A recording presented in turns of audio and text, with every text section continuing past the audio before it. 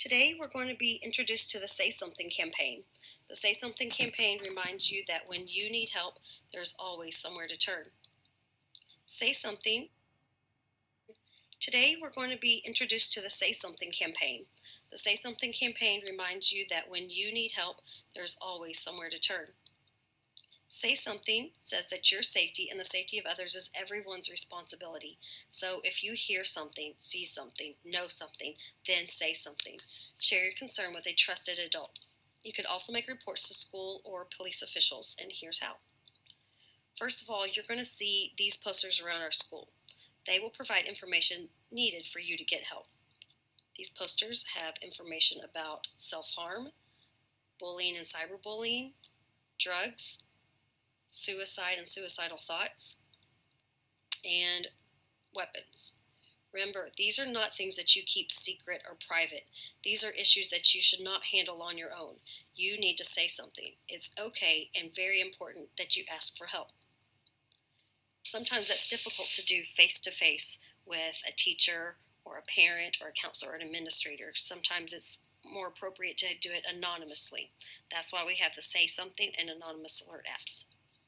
The Say Something app sends you to the Deer Park ISD Counseling and Family Services page and has these links on it to some important resources. We're going to be going through each of these here in just a second.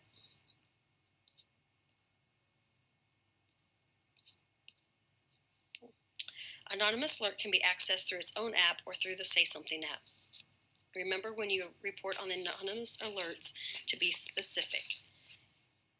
Do not say things like, he was hitting me, she called me stupid, or Susie Cutler was running in the hallway.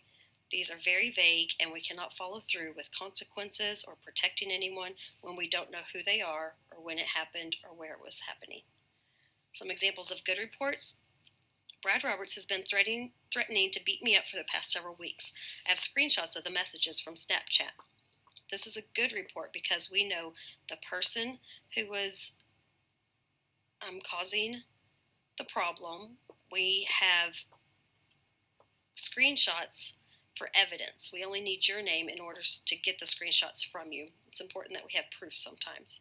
I saw Kelly Monroe giving marijuana to Jessica Zoolander in the 8th grade hall bathroom around 8 a.m. yesterday morning. On this one, it's perfectly okay for you to be anonymous. We know the people involved, we know where, we know when. We have a lot of detail in order to investigate further. And the last one, Stanley Blacksmith posted a picture on Instagram that showed his arm with lots of cuts.